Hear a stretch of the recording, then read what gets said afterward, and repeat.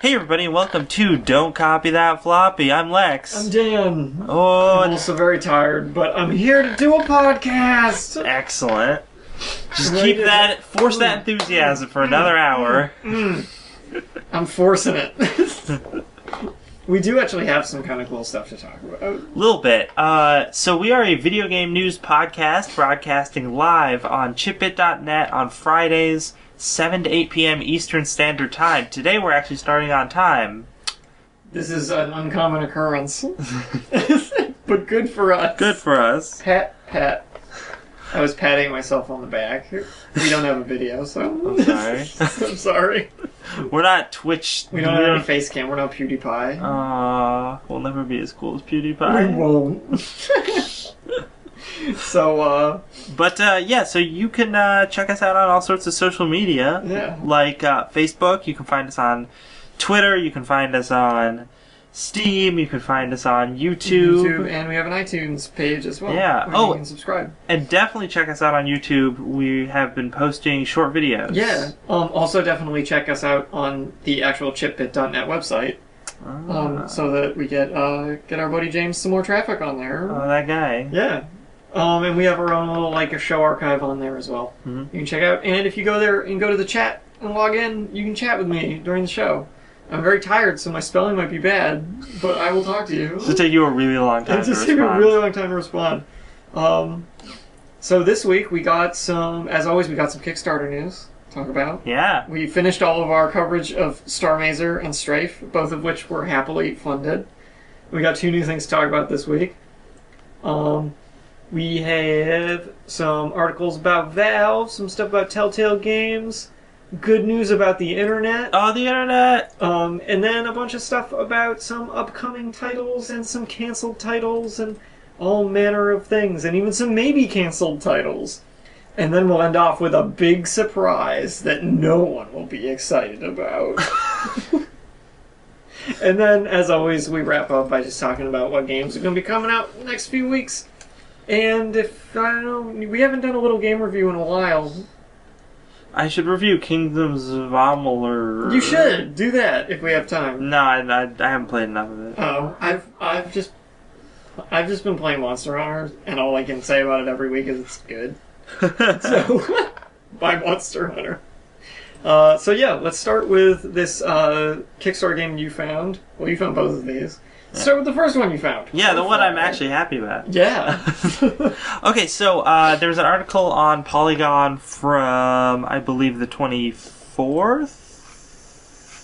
Maybe? Can you tell me? Yes, 24th. Oh, yep, there it is. And it is a big old long article highlighting an upcoming game that is trying to be put together called Crowfall, which is a name that I don't particularly like, but yeah. It sounds way too generic. Yeah. Why is the crow falling? I don't know. But it looks really, really cool. So if you have a chance to read this article, it's super long, but it's totally worth checking out. The only flaw of it is that it does not apparently link to the Kickstarter page, from what you could tell. That makes me so mad. Because this is obviously a Kickstarter game. Yeah. So you would think. No, this Kickstarter game started its kicking 4 days ago. 4 days ago, and it's already passed its goal of $800,000. Take notes, Starmazer and Strafe. Yeah, Jesus. Now this has some star power attached to it, but interestingly, not in the way Starmazer and Strafe had star power. They had star power in terms of people that the average Joe might have heard of. Yeah. But this has people that video game nerds will have heard of. Like the guy behind Wizard 101. And Shadowbane. Also a guy who worked on The Old Republic and Ultima Online. So you have to be a pretty hardcore nerd to know who these guys are. This is a weird poll. Yeah. These are weird, things to bring up. The only mainstream person working on this is they've got the dude who did a bunch of the Game of Thrones book covers. Yes, he's doing the art. Concept art Which for is it. Cool. Yeah, and it looks amazing. Yeah, it looks great. They have some examples of it and stuff. It looks really, really cool. So this is an MMO. This is an MMO like no other. Well, maybe not. No, I think it is like no other. I'm gonna stick by that. Stick by your words. And then when it comes out, we can all make fun of you. So this is sort of marketed as being like a combination between EVE Online and Game of Thrones. Yes. So part of that is because they want to make money, and if they put Game of Thrones in their tagline, then people will will take notice. Yeah, and they'll find. And with the guy who worked on the Game of Thrones book covers, working with them, so it they makes have more sense. reason than just because They say so. buzzwords. Yeah. I guess. So the way it's just so different from other MMOs, they're trying to get as far away from the sort of World of Warcraft gameplay style as they possibly can. Which, like, I feel like I hear that every time a new MMO's in the works. People are like, it's not like WoW, it's not like WoW, it's not like WoW. But then it comes out. And it's exactly like WoW. Exactly like every WoW. time. Even Yes. like Wild Star, it was just WoW. Just WoW with very weird, different graphics. It was just League of Legends WoW. But this, from what you've told me about it, and what I've seen on here, actually looks like it's probably going to be pretty different from WoW. It's actually not like WoW. It actually doesn't look like WoW. Wow. In fact, it has... Shut up. It actually seems like it has more in common with Minecraft Yes. than World of Warcraft. So the way this game works, and it's a little difficult to explain because it is very different from the way what we're used to. And I mean, also, with we games. don't really have, like... all the details yet. all the details, and we don't really have, like, a big gameplay, like, showcase to show us how all the parts of it work. So from what I gathered from this article and from watching their Kickstarter video and reading some other things about it, the way this works is you've got your character, you're an immortal, and you have your own little home world place. Oh, this is a fantasy setting, Swords and Sorcery fantasy setting. Very similar to, I don't know, Game of Thrones. So it looks like Game of Thrones. Yeah. And you got your own little world. You're immortal. Your world is constant, but you can upgrade it by crafting items and I think like adding to like your keep or whatever, doing all that stuff. Yeah. But to do that, which essentially equates to leveling, sort of. But to do that, you need resources. The way you gather resources is you go to different worlds.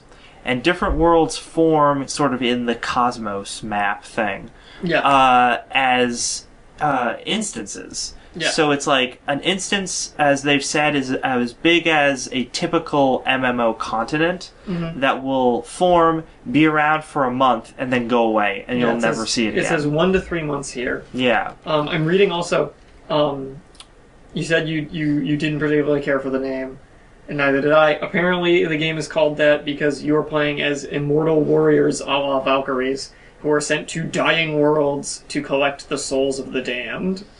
So I read that, yeah. You're Valkyries, but they call them crows. Yeah. So that's the name of the game. No, it Also, makes sense. I just started... way too on the nose with Game of Thrones. Yeah. Yeah. They could have stood to do something about that. They really want that Game of Thrones Since they're money. pushing the Game of Thrones thing so hard already, I think it's a little audacious of them to call the characters crows in this. I hope George R. R. Martin doesn't sue him. Yeah, like that's a little... They're playing with fire a bit there.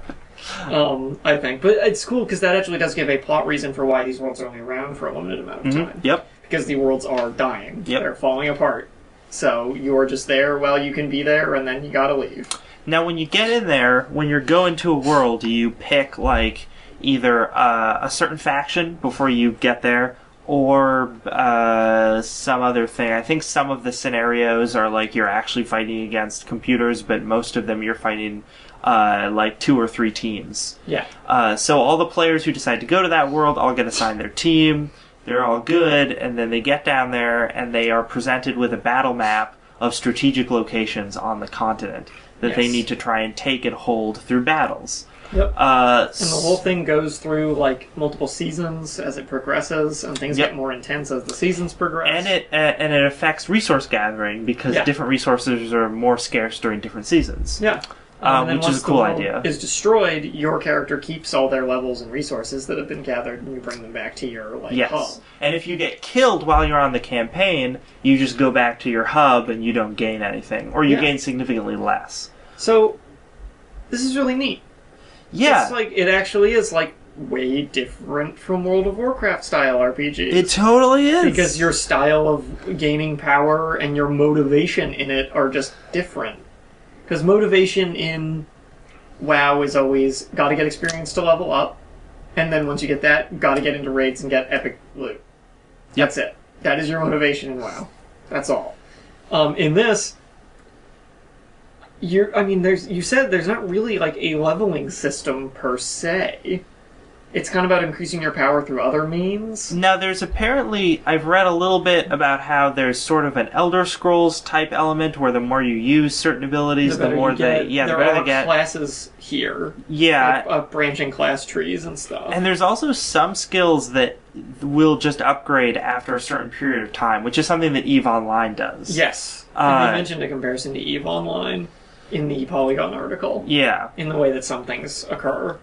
And it's all voxel-based. And for those of you who don't know what voxel is, it's Minecraft. It's the way things are built and the way, like, pixels with depth. Which means everything's, like, procedurally generated, and you can, it makes the environments very malleable. So they can be, they can be destructible, which is really cool.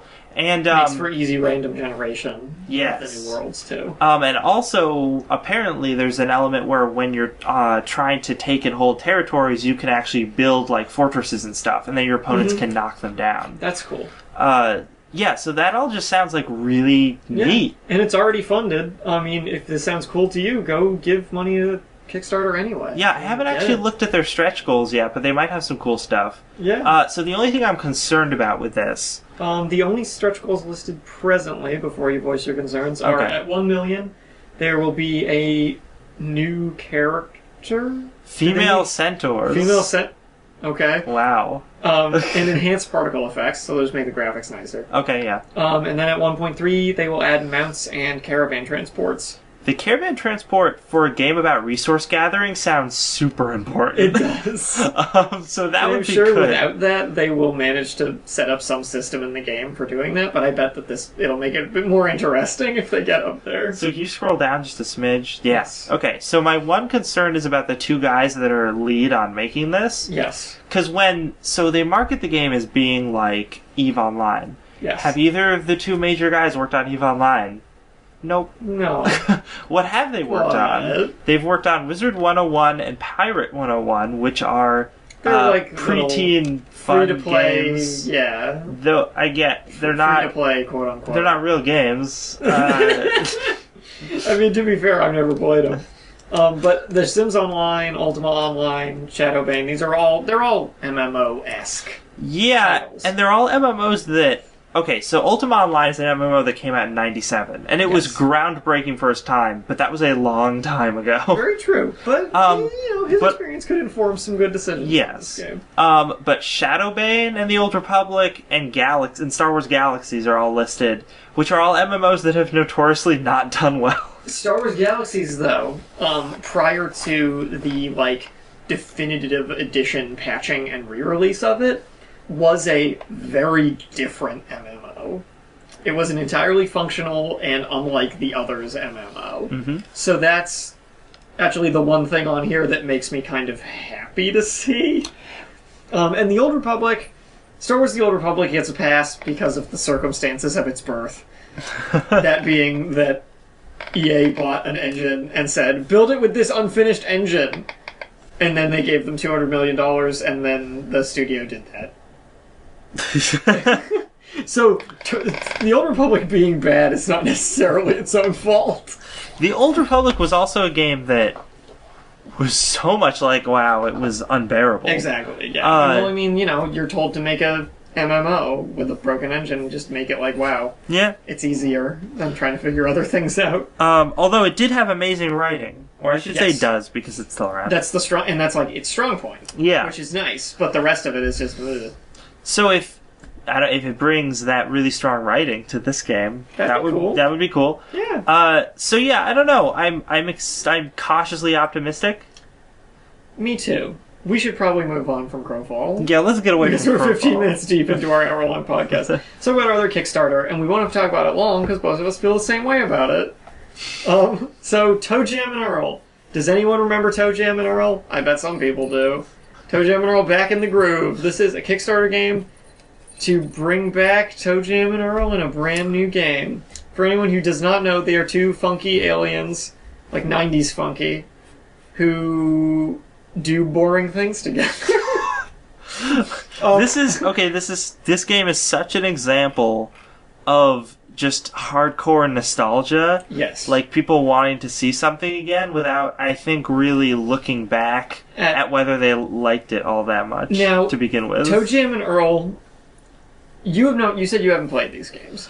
I have not. I've watched a lot of gameplay of them, though. Okay, so you have seen stuff. I have played these games, and I will assure you that the games are as boring as they look when you watch their gameplay. They do look really boring. I played these with one of our friends, actually, a few years ago, and he was like, these are great, they're so much fun, they're so cool, you're gonna have so much fun, we're gonna have so much fun playing these games, and he started it up, and an hour later I was bored to death. Like, these games are just... I don't know what the appeal is, and I feel like it's one of those things that people played as very young kids, and were like, it's so cool, it's so funny, yay! And now that's it. Like, they haven't played it in a decade, and they still think that it's amazing. Well, we see a lot I've never had somebody explain to me what makes Toejam and Earl so good. If anyone is in our comments, please tell me what makes Toejam and Earl good. I think this speaks to a lot of the Kickstarters that have been happening, like... trying to bring back old games, sort of? Like Shovel Knight, like Star Mazer, right. like Strafe, these are all... They're all emulating old, like, genres, almost? Yeah, and gameplay styles, and they're trying to tap into that nostalgia. Yeah. And because of that... the games that they're trying to tap into the nostalgia of were good. Well, also they're trying to make new original content in an older style. They are. Whereas this is trying to just make a sequel. More Toejam and Earl. Yeah. We're getting it's Night Trap all over. It is Night Trap all over again. Except this, admittedly, I think Toejam and Earl's probably better than Night Trap.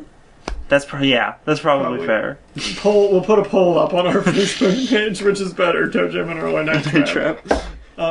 So Toejam and Earl has just shy of 160,000 of its 400,000 goal, with 27 days to go. So it's likely going to get funded. It'll probably get funded. I think that on nostalgia alone, it can get funded, because every time this game comes up, everybody in the room seems to go crazy about it, and I just stand there like, but it's bad.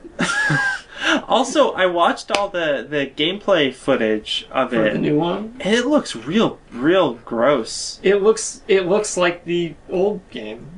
Well, if it looked exactly like the old game, I'd be more for it. Yeah, I know what you mean. Like, because they made it 3D and it has kind of this ugly, like 2D cutouts, very bland color palette too. Yeah, it's just kind of dull looking. It's weird. It's like the worlds that you're walking around on are totally 3D. But then all of the objects and characters are all two-dimensional cutouts. Yeah. It's bizarre. And it looks weird. I really don't like how it looks. I would rather they just make it look exactly like the old 2D, 60 pixel art. Bit. Yeah. Type stuff. Oh well. Toejam and Earl. We barely knew you. We're not excited. We're not going to know you much more now either. Game Developers Conference is coming up. Oh, that's the other thing. So this week there isn't a whole lot of cool stuff to talk about because any like cool news that would happen. It's going to come out next week. It's going to come out next week at GDC. Game Developers Conference in San Francisco. So we have some stuff of like allegedly this is happening at GDC. Yeah. And then just some news about other games. But Valve is going to show off Steam virtual reality hardware and a controller and new Steam devices. So the weird thing about Steam machines... Yes. Is that there wasn't really, like, whenever they've shown them off in the past, they could be like, Steam machines could be like this, or they could be like this, or they could be like this. They're so modular, they could be anything. And I'm like, okay, but what are they, though? Yeah, but what are they? You're not showing us a definite product. The controller, on the other hand, is a different story. That's a definite product that they've shown off a couple times. It looks really cool. Yeah, it looks nice. So it's nice to see them making a more polished version of that. Do you think we will see the actual hardware itself? Well, that's what this news seems to be hinted at. This is from Gamasutra from the 23rd. Yep. An article. So it's leading me to believe that we're actually going to see the finalized Steam machine or machines. Like, it would make sense to me if they said, like, these are our 3 different Steam machines. And they have different, like, levels of power, but they also like are the different price points. Yeah, that this one runs Linux.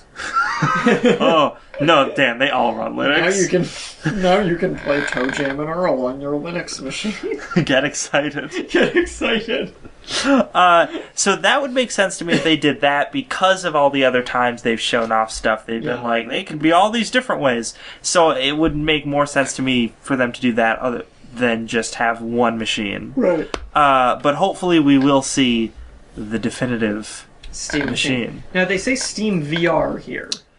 So is Valve also making a virtual reality system? That's what that leads me to believe, yes. I So feel now like we I have read this. something about that in the past. We have Project Morpheus. We have Oculus Rift. And we have the other one. The phone one? No. Isn't Microsoft doing one too? Oh. Like separately? Oh yeah, because Orpheus is Sony, right? Morpheus. Whatever. It's Sony, right? Orpheus didn't teach Neo Kung Fu, Lex. He just went down to hell and played a stupid harp or something. Nobody taught Neo Kung Fu. They just downloaded it into his brain. He didn't need to be taught. Tank taught him Kung Fu then. Well, his CD. Tank was all American human, okay? Damn you, Cypher! We're way off topic. The first Matrix is good though. It is, actually. It's a great movie. So anyway. So everybody's getting in on VR. Everybody. And yet we Everybody's still have no release date for when VR Everybody's happens. gonna learn Kung Fu. Everyone. Oh my god, I really hope they make Like a VR Matrix game. training simulator. And it has bullet time sequences. Actually, bullet time sequences with VR would be You super get to try cool. and jump between buildings. And fight Lawrence Fishburne. Yeah. That'd be great. Yeah, I think it's funny that these things keep cropping up. There's like, it's new VR tech everywhere. Everyone's like, we're making virtual reality tech! Get excited! And I'm like, I'm not! Well, I was, but now there's diminishing It's returns. just now everybody's doing it, it's not cool anymore. And you still don't have a release date for any of them. You still don't have any actual games. nor any games, so it's hard for me to get any more excited than I've gotten. Get excited! Oh my god. I want to play Bloodborne in first person on virtual reality. Oh, too scary. That'd be horrifying. Speaking of horrifying, Telltale Games wants to make television. So we talked about a few months back that Lionsgate, the film company or entertainment company, I guess, is investing or was going to try and get into the game industry more. Oh, we did talk about that. I Remember forgot. that? This is the culmination of that The culmination news. of that, I'm assuming. So it's an article from February 24th on Polygon that states that Lionsgate is investing in Telltale Games, the studio that brought us Jurassic Park the game, and other all-star hits, like something called The Walking Dead. There's some Game of Thrones thing going on right now. It's really about Jurassic Park. Some comic book tie-in games, Some comic book tie-in game whatever. for a comic that's not very popular, I don't think. No, not at all. But, so yeah, Telltale is teaming up with Lionsgate, and it seems like their goal together is to produce entertainment that is part video game, part television show, all attitude. I added that last part myself. But, Lionsgate has apparently made a significant investment in little quotey marks, according to a press release from Lionsgate, but the companies did not disclose financial terms. So Telltale Telltale seems like their plan is to make. They wanted to do this to accelerate their ability to create not only original games, since they want to start making their own original IPs, but also episodic television series based on those new properties. Because this is like a new thing. We haven't seen this yet. Like, they're not trying to do a TV show with a video game tie-in, or a video game with a TV show tie-in. They're trying to make a TV show that is a video game. That is a video game. A super show. Their As new the term. article quotes like 50 times. They're coining this term, alright? They are. So the idea is that it will be like interactive storytelling. So you will watch a show that will have interactive elements somehow. Maybe Twitter will be involved. Twitter will probably be involved. It'll probably be like... Hashtag kill that guy. Yeah, and then during the commercial break you vote on it, and then that's what happens. And Telltale just whips up a game in the commercial break. You know, I should talk to you more about this after, but this reminds me of a game that my friend made that you played one time. Yes! I've got wood for you. What was that called? I don't remember. I don't either. I have it downloaded, though. It's great. It is really funny. But no, my assumption with this, which might actually be cool, is something like that, which obviously you listeners have no idea what we're talking about, but a thing where you have a live-action sequence. It's like a choose-your-own-adventure book. Yes, it's like a choose-your-own-adventure book. So there's live-action sequences, and then they sort of diverge into two paths depending on a choice that you make, and the idea is that both Telltale could film both of the resulting story path sequences. Yes. The audience would vote on one, maybe during a commercial break, and then that's what would play. Right. So the audience gets to determine where the story goes. I mean, we've already seen stuff like this with, like, reality TV. And I mean, obviously this is different from that, but, I mean, there's a proven... It's proven that this works. Like, people do that. People will text in and stuff. The only thing that I think is weird is, like, with a reality TV show, it can be live. Yes. And then when people text in, you can affect stuff in real time. But if a TV show is already filmed, how would you broadcast it in different pieces that would change depending? Like, that seems like, I'm sure there's a way to do it. It'd be complicated. But it would be complicated. Yeah. So, I mean, this is an ambitious project to begin with that they're taking on here. Mr. Bruner, what's his full name? The CEO of Telltale, Kevin Bruner, said that their goal is to create products that have a legitimate chance of winning both a Golden Globe and Game of the Year. No. That will never happen. My response was about the same. It was just... Like, don't hold your breath. It's either going to be really terrible all around, or it's going to be pretty good one or the other. Yeah. The chance of you actually making it worthy of awards in both, it's unlikely. I'm also curious, is this going to be live action? Or is this going to be, like, CG? Which I think is also a valid question about all this, too. And for me, has a significant bearing on how well received it might be. Because if it is... live action, that's one thing. But if it is CG, and it's Telltale Games doing the CG, I question their ability to fully animate a television story. Yeah, I think that's fair. Telltale Games are not a bad developer, but their strong suit does not lie in motion. I'm trying to think of a polite way of saying it. Visuals. Visuals are not their strong suit. And technical side of things, too. All of their games have significant... Oh, my stomach's gurgling. All of their games have very significant frame rate drop issues and sort of problems like that, too. And that's not the kind of thing that I think can fly on a high-budget television show like what this would be aiming to be. And I think that people nowadays have seen enough amazing CGI at like the movie theater. Avatar. Or like fully animated movies, like Pixar stuff. Yeah. To see if Telltale were to do this and it was all choppy and like their games most of the time at some point. I think people would be kind of irritated by that. Well, yeah, and I think if I were at Lionsgate and giving them all this money, I'd be like, you guys seriously can't fix this? Like, really? Like, everybody with Game of Thrones thought that Telltale was going to have this fixed, these technical issues with their engine, because they've been using the same engine for all these games, and it still has all these hiccups and problems. And the next thing that's coming out is their, like, Minecraft Adventures thing. Oh, I forgot about that. And if that's got problems, then woof. That is a weird project. Yeah. I remember us talking about that. That is a weird... Go look that up. If they can't get Minecraft graphics to run smoothly in their engine, they have a problem. Telltale, I think you've got a problem. Like, I don't know if it's the engine itself that they're using, or if they're just bad at optimizing it. Like, but...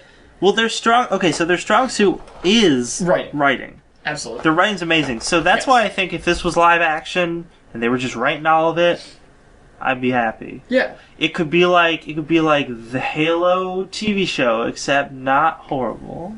Yeah. I gotta say, I am interested too because they say they're doing original IPs for this. That's another thing I'm wary of because they're Telltale really great at they haven't adapting. done an original IP. Yeah, and they're so good at adapting. I'd Yeah. love them to just do another adaptation. I will say, for all that I rip on that Jurassic Park game, it's actually pretty good.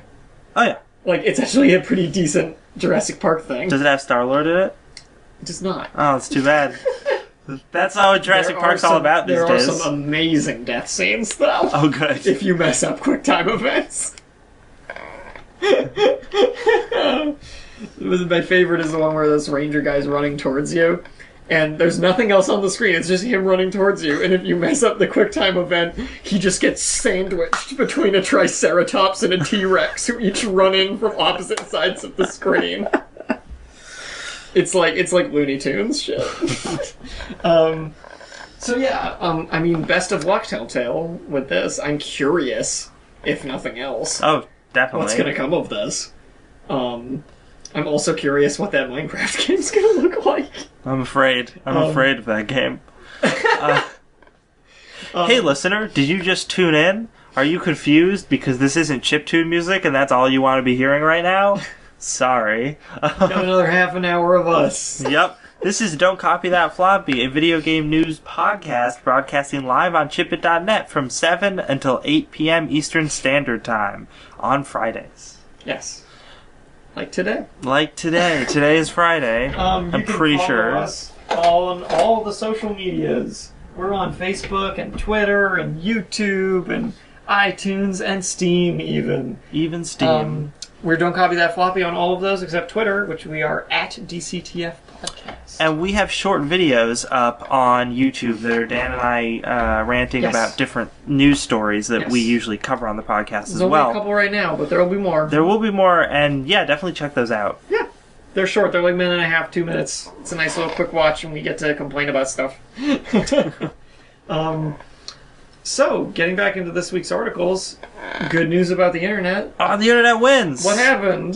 What happened? The FCC did a vote to see if the internet would be Title II, which would be towards net neutrality, or if it would be more, I don't remember what the name for it was, but more regulated by the telecom companies like Yes. Comcast and Time Warner, stuff like that, so they Yes. could just decide how things worked more. We've talked about this a couple times on the podcast. It's a big deal. We're all affected by it because we use the internet For video games. and our podcast. And our podcast. Porn, too. But... Yep. But the Open Internet Order, which is what they laid down here, has 3 rules. No blocking. So providers may not block access to any legal content. No throttling. So providers may not impair or degrade internet traffic on basis of content or applications or services. And no paid prioritization, which was one of the big things. Yeah. Of they could, if you pay more, you could have gotten, the idea was that you could pay a premium to get put in an internet fast lane, and everybody else would have to deal with really slow internet. So there'd be varying qualities. If you buy the internet, you would pay $5 a month for garbage 56K modem internet, or you could pay $1 million a month for the fastest internet on Earth. And we didn't get that horrible system. Which is great. Instead, now the internet is utility, which is how in the U.S. we regulate things like water or the telephone. Oh, the telephone. Think of if water had a paid prioritization system. Can you imagine a life without the telephone? Boy, howdy. But yeah, if water had paid prioritization, well, I could only pay $10 for water this month, so I guess it's brown. Oh well. Better get a Brita filter. So yeah, the internet is now a utility as of this ruling, which is really good. Awesome. So I'm kind of glad that this whole thing about net neutrality has wrapped up. More or well, less. it hasn't completely Not wrapped up. More or less. Yeah. Like, the big thing is out of the way. Yeah, the only way that this could be backpedaled now is all the telecom companies are now suing the government to be like, surprise! Yeah, to be like, this isn't how we wanted it. We're going to sue you. So there's going to be a round of lawsuits, and World's smallest violin. Yeah, because those telecom companies, like... You don't understand, they needed this money. Because they don't make anything. They don't make... They're just scraping by. They certainly don't charge exorbitant rates for kind of okay internet. So, yeah, net neutrality, rock on. Everybody should be up to date on this because it's really important. So if anything else... other news comes out about it, I'm sure we'll talk about it. We're not even going to cite where we got this article from because there's no way you can't find an article on this net neutrality ruling. This one's from Polygon. Shut up, Dan. You ruined it. So yeah, hooray for that. I found a thing about a little game that was canceled back in 2012 called Legacy of Kain: Dead Son. Legacy of Kain, for anyone who doesn't know about it, is a series that's been around since the PlayStation 1? Yeah. Was Blood Omen 1 on the PlayStation 1? I'm pretty sure. Okay. Since the PlayStation 1, and it is about a vampire named Kain, and later, his buddy Raziel in the series. His buddy. His buddy. They were buddies. Who stars in the Soul Reaver series. They're both under the Legacy of Kain name, though. Kain, the games where you play as Kain are Blood Omen. So there were 5 games in this series. Blood Omen 2, Soul Reaver 2, and Legacy of Kain: Defiance. Now Defiance actually wrapped up the plotline of these games. Rather nicely, actually, for how weird it was. And this game, Legacy of Kain: Dead Son, was supposed to be the 6th in the series. And it was originally being developed to launch with consoles like the PS4 and on like Windows, and like Xbox 360 and PS3 as well. But after 3 years of development, it was canned back in 2012. But recently, a member of the NeoGAF forums, who goes by the name Mama Robotnik, nice, dug up like half an hour of footage and a bunch of details over the past 2 years about this game. So there's an extended video here. You can find it on this Polygon article from the 23rd. There's like a 32-minute video that shows how the game was, like the game in its early build, and gets you an idea of like the storyline and stuff. It seems like it's fairly far removed from the other Legacy of Kain games, but seemed like story-wise it seems kind of neat. Gameplay-wise, you said it looks like Assassin's Creed. It looks a lot like Assassin's Creed. Which is totally an apt comparison. And obviously, like, this game, this footage is, like, not near complete. Like, the game still needed quite a bit of dev time. Although it looked pretty good. For where it was at, it looked pretty solid. Like, it looked more or less together, just not polished. I mean, people had their faces, so it already had one up on some Assassin's Creed games. Zing.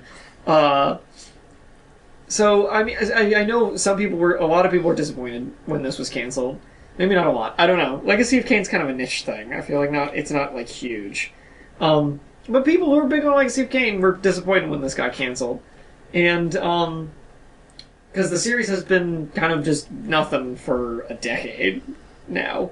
However, in January, developer Psyonix started up... This is an article from January 15th, so I'm going back a little bit here on Polygon. This developer called Psyonix created a game called Nosgoth. Nosgoth is the world in which the Legacy of Kain games take place. And this is apparently a free-to-play, competitive, like, arena-based combat game. That on January 21st went into, like, open beta.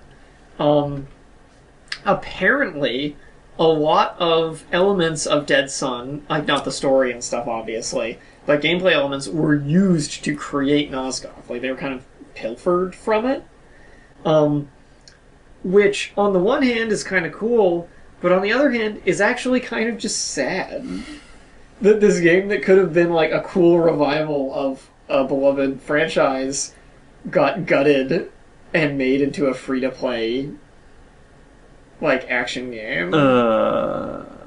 it's kind of depressing. Yeah, I mean, I already especially felt... now that we have the actual footage of Dead Sun to look at, which didn't exist before. Like, this Nosgoth was announced a little while ago, but we didn't know that there was a connection. And now knowing that there is, and seeing the two of them, it's kind of like, oh, why? Like, come on. Yeah, because Nosgoth was already a disappointment even before I learned this, just because it's like arena fighter that's like based on like Legacy of Kain, which was a game series known for like a story. Yeah, like that game series, like the gameplay's hit or miss in most of those games. But some of the puzzles were really interesting. Some of the puzzles are cool. Yeah. It's also obnoxiously hard at some points. That's true. Especially Soul Reaver 2. But the game really prided itself on character, story, and most importantly, voice acting. For the time they came out, those games had incredible voice acting. And now, seeing this as a free-to-play action game means that all that's been gutted from it. Oh, totally. Like, that won't be there. So it's like, it's Legacy of Kain in name only. And it feels like a cheap cash-in for the people who are just desperate for anything Legacy of Kain related. Oh, yeah. But the problem is there aren't a lot of people who are desperate for anything Legacy of Kain related because it's been so long. That a lot of people it's just kind of lapsed for. And the story finished. Yeah, so you're not... So Nosgoth wasn't... Like, it hasn't come out yet, but it's not going to do well. So it was never going to do well. So what we come to here after all of this discussion is... Why is this even being made? I don't know. Who is this for? It's such a waste of time. Yeah, who is this for? All it's doing is spitting in the face of a really good franchise. Seriously, that's it. And like you're right. I don't think they stand to make much money off this at all. But what about microtransactions, Dan? Well, don't worry, because the developers have already said they're going to make this free to play, but not pay to win. Said every free to play game developer ever. Yeah. I'll believe that when I see it, and I will never see that. It's funny because it's a bald-faced lie. Let's move on to something less depressing. Oh, no, that's not any less depressing. Speaking of free-to-play games, another game was just announced to now be free-to-play. A game that showed up at E3 2014. Another game everyone was excited about. Fable Legends.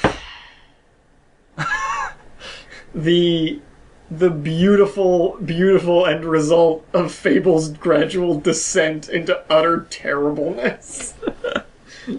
This is what you left us with, Molyneux.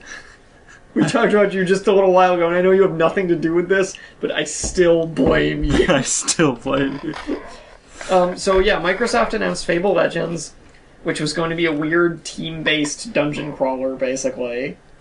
Yeah, it's a 4v1. Actually, it's the same concept as Shadow Realms was going to have, but then they canned Shadow Realms. That's right. There's a person who's like, yeah. And Shadow Realms actually looked like it was doing the same sort of thing much better from the gameplay I saw of both of them.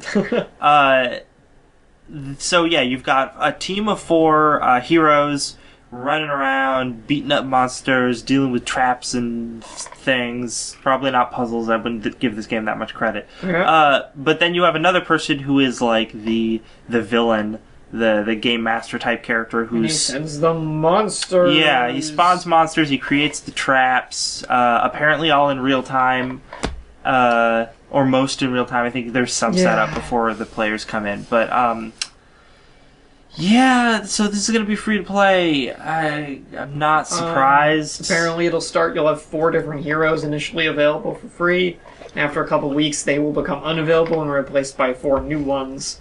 And that'll continue. You could pay real money so that you can still play those original 4. Or in-game silver. And I'm sure it won't take you like months and months of grinding to buy a character. But Dan, I can just get in-game silver if I just pay a little bit of real money. That's true. So it's not like I pay real money for it. All the Fable Legends you want. Oh my god. Like not. So yeah, Fable Legends continues to be a disappointment. An unsurprising disappointment. An unsurprising disappointment, I guess. I'm sure... No, I can't even say that. I was going to say, I'm sure someone's excited about it, but I don't know if anyone is excited about this at all.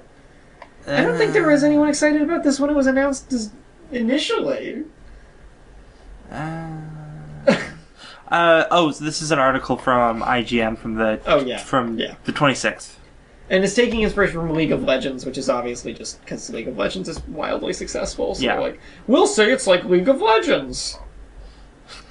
Maybe people will play it. Yeah. But they're not buying it. It's free. Well, they'll buy something in it. They're gonna buy some cosmetics. Is League of Legends free? Yeah. Yeah. Technically. Yeah. I mean, buy stuff for it, but yeah.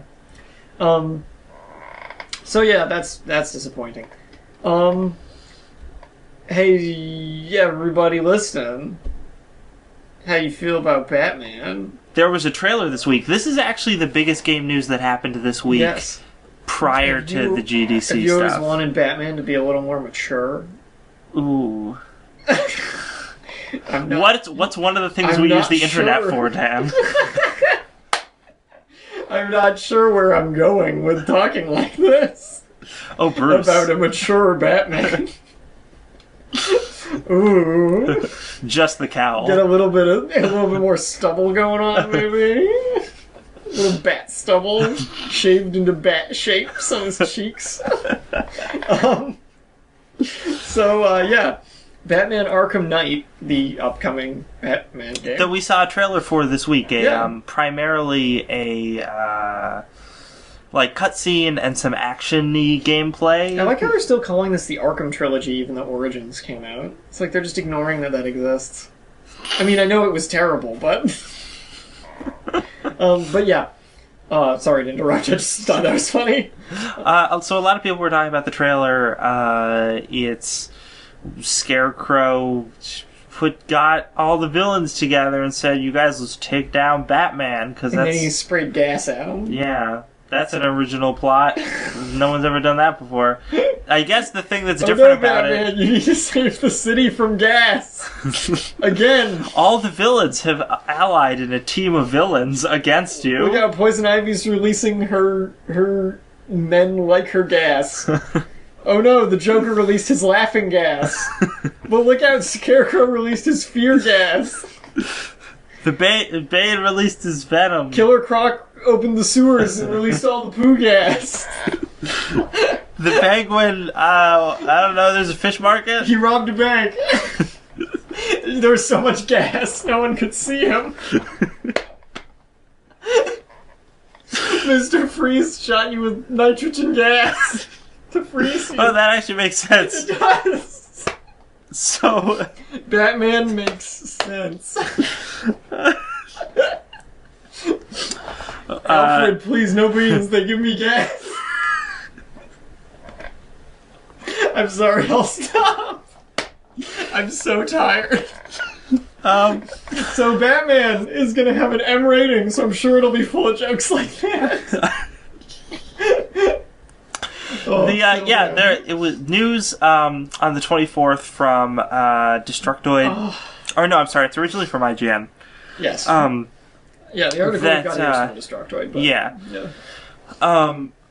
apparently the new Batman Arkham Knight game is gonna have an M for mature rating. Yeah. Which is only interesting because all the other ones have been T for teen. Yes. And though the other ones, they haven't been particularly lighthearted. They've been fairly hardcore games. They're not gory or gruesome. Yeah.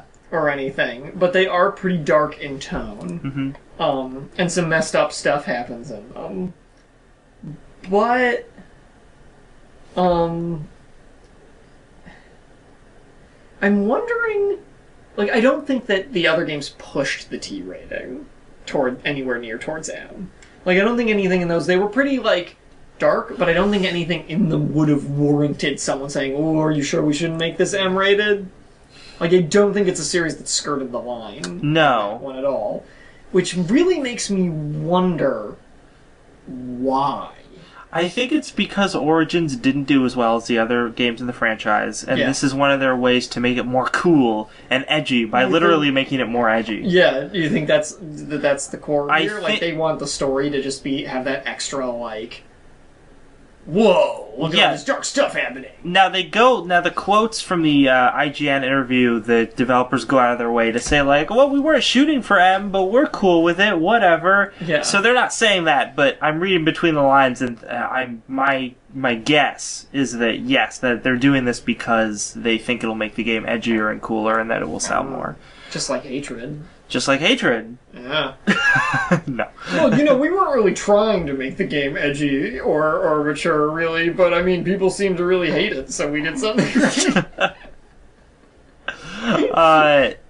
And it's funny because it's like with a movie, they always shoot for the PG-13. Because that way the most people can see it. Yeah, but games are like kind of the opposite because... The kid can just be like, Mom, buy me Batman! Yeah, so having the only rating that will actually hurt you is the... adults only. Adults only. Most stores won't cover Yeah, the game. but like M won't hurt you at all because because gamers who are younger than the mature It doesn't age matter limit, it because doesn't nobody matter. enforces the rule. Yeah. Like, maybe like 5% of parents actually care, at most. Which is the problem. Which is hit or miss on how... I mean, some cases I think some games being rated M is kind of ridiculous, but in other... So that's like a whole nother discussion, Super yeah. Smash Brothers Melee was rated teen. Huh. For nothing but comic mischief. Comic mischief. That was the only thing that they cited for its rating. That game was just way too comical. Yeah. You need to be at least 13 to handle this level of physical comedy. Did you know that if you This is like Looney Tunes. Did you know that if you show the Three Stooges to a 7-year-old, he'll die? It's true, it's a scientific fact. It's just like global warming. It's a scientific fact. We cited that from an IGN article. They tested it. So I mean, I think you're probably right that they're just pushing for this extra mature. Like, they're just gonna put more blood in it. Yeah. And make it so Scarecrow does something really scary and messed up. I also think it's really funny that whenever... His gas is gonna be everywhere. Yeah, and people are just gonna go super crazy. Scarecrow's much creepier in this game than he is in any other Batman canon. I like his design for this. I think it looks fine. Some people think it's too much, but I think it's neat. But, yeah, they made him way more important than he usually is in Batman. I think the really weird thing to me is not so much the character design, although that is very different, but they have in the cutscene parts of the trailer, they have him talking a lot, and he just sounds very sane. Like, he sounds evil, but he sounds like he's like on his meds. Like, he knows what's going on. Yeah. And that is definitively not how the Scarecrow acts. Yeah, he's supposed to be a nutter. Which is why he's never that important, because he just can't get his junk together enough to be effective. Yeah. Yeah. And that's sort of like a core part of his character, which is what bugs me about Maybe he started doing yoga or something. He centered himself, and now he's fine. He's great. Yep. It's because destroy Gotham. It's because his new costume has a gas mask thing built in, so now he's just actually not breathing in his own gas all the time. Great. That's why. That was the solution. Good for him. Just put on a mask, a gas mask. Good for him. Yeah. Good for him. Let's move on. Yeah. We're running low on time. I guess we'll see. Capcom is insisting that PS4 action RPG Deep Down is not dead. There was an interview. This is from Eurogamer, and they're citing an interview from a Japanese website called 4Gamer. Yep. And it was with Capcom's Yoshinori Ono. Yes. It's one of the big guys of Capcom right now. And we haven't heard anything about Deep Down for months. You may remember Deep Down from something that, what was it, at E3 last year, I think? Or it might have been a different... The most recent thing was the 2014 Tokyo Game Show trailer. Well, I remember that. I'm trying to remember when it was was originally from. I'm going to guess E3, but I'm not 100% sure. 2013, though, I think. Oh, okay. Yeah. Because it was shown alongside the PS4 announcements. And then we didn't hear anything about it for a really long time. A year. And then we heard stuff about it more recently. Some gameplay surfaced, and it looked like Demon's Souls, kind of. Yeah, it was weird. Okay, so when we saw the original trailer, it looked mostly like cinematic stuff, but it looked really pretty. And it was kind of there to show off, oh, look how nice the PS4 looks. This looks so beautiful. Look at this cool game. Dragon Breath. Oh. Yeah, it's so pretty. And I was like, oh, that looks neat. Look at this minimal HUD It's so cool. Oh yes, that's true. It was I very like that. cinematic. Yeah, That was the main thing about that game. Yeah, that was the main thing about that game. And then we saw gameplay, and it just looked nothing like that. It looked like Demon's Souls. Yeah, and it not in the sense that it looked bad, but it looked like the camera angles were all different. The gameplay looked like Demon's Souls. And they talked about how the storyline was going to be pseudo Assassin's Set in Creed. 2094 in New York City. Yeah, and you're flashing back to medieval times, where you fight monsters, or playing a game that's set in medieval times, something a like game that. within a game. It was weird. Yeah, and it sounded really bizarre. And then after that, we didn't hear anything about it for a while. Yeah. So this interview, people were asking him, "So what's up with that game? Are you still making it?" And he's like, "Oh, we're totally still making it." Yeah, Ono said, "The ideas we have for the game are much larger now compared to when we first announced it. Rather, the ideas we had before might not have been good enough." Which at the very least suggests that they're rebuilding the whole thing from scratch. Yeah. More or less. Which at this stage in the game's development, and this far after its initial announcement, could be a death sentence. Oh, it totally is. I mean, this is You're a more certain prediction about it than I am for right me. now, I think. Well, but I don't disagree with you. Part of it is because this is exactly what we saw with Shadow Realms, which we were talking about a couple weeks ago, where first they showed it off, we didn't hear anything about it for a really long time, we heard some news that it was getting rebooted, then shortly after it was just canned. Blizzard's Project Titan also announced and teased, and then we heard nothing about it, and then they said, yeah, we're not doing it. And, judging by the fact that the stuff we saw most recently of Deep Down looked really underwhelming compared to what we originally saw. Sounds really bland. If they wanted to cancel this, I don't care. It's fine. Yeah. Well, the other thing is, From Software kind of has this niche right now on the PS4. I mean, with Bloodborne coming out this coming month, I just feel like people wouldn't bother with Deep Down almost. Because based on the gameplay we have seen, it looks like a Souls game. Yeah. And I just don't see how, as a budget title, that it is, because it's supposed to be a free-to-play title.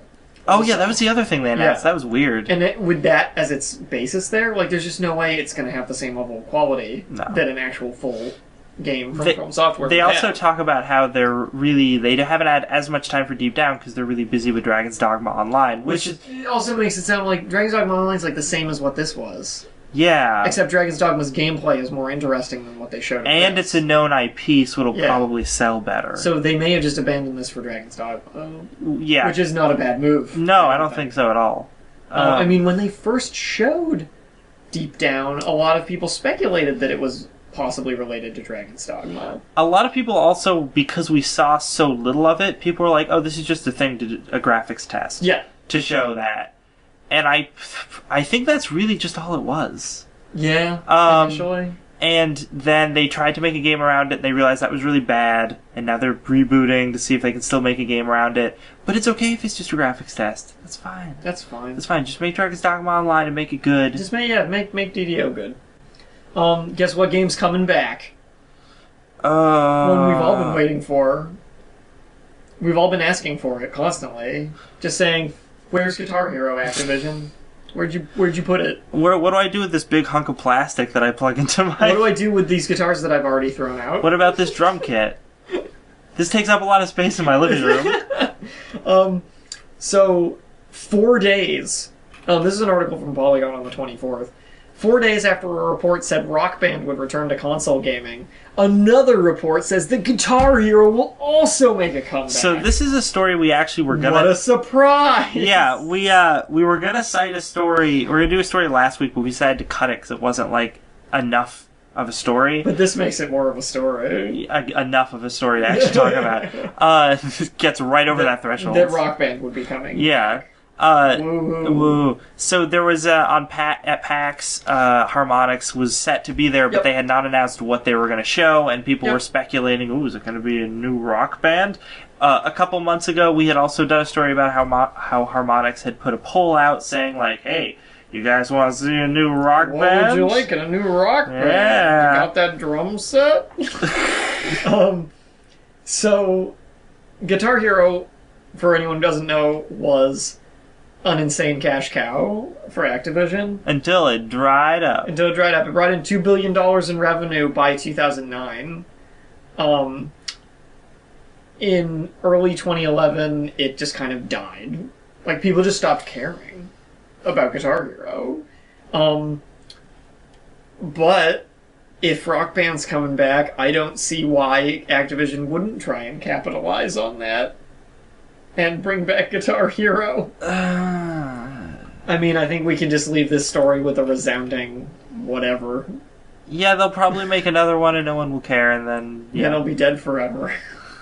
Or it could be like Sonic, where they just keep making more. Oh, that would be the best. The best. Guitar Hero and the Black Knight. Guitar Hero and the Secret Rings. Guitar Boom. Guitar Boom. Shadow the Guitar Hero. They should just team up and make Sonic and Guitar Hero crossovers. Boom, Rise of Lyric. You don't even need to change the second part. Because the stupid villain's name is Lyric for some reason. The notes don't render in fast enough, so you can't hit them. Sometimes the notes come in T poses. Kind of off the board where they're supposed to be. What games are coming out? The show's almost over. We gotta talk about what games are coming out. Dragon Ball Xenoverse just came out. You can play Dragon Ball Z, but as an original character. It's on Steam. I saw it on there. I'm not lying. You can also get for your PS3 the best fighting game ever, Under Night in Birth EXE:late. Wait, these are all games that already came out. You're reading too far back. I'm just saying, it's the 27th. Get Under Night in Birth. Black Hole came out. Dynasty Warriors 8 Empires came out. And PC Xenoverse. What's coming out soon? Resident Evil Revelations 2 Episode 2. Too many twos. That's it. Yeah, man, there's nothing. There's nothing else in the next week that's worth mentioning. We'll talk about stuff next week when maybe something cool is going to come out. Hooray! But yeah, so next week, the GDC will have happened, and we will probably have a whole mountain of news from that. Yes, so most of the show will probably be dedicated to GDC news. Get excited. There might be some really good stuff out there. Yeah. We're hopeful. We are hopeful. But anyway, thank you so much for listening. This has been Don't Copy That Floppy with your hosts Lex and Dan. You can find us on Facebook. You can find us on iTunes. You can find us on Twitter. You can find us on Steam, and you can find us on YouTube. Check us out at all those places. We are omnipresent. Please, especially right now YouTube, because we have short videos out there that we'd love to have you watch and comment on. Give the down thumbs down. Just give them the thumbs down or thumbs up. Nah, they're not that good. I like red more than green, so. Anyway, that's all for this week. So until next week, remember, don't copy that floppy.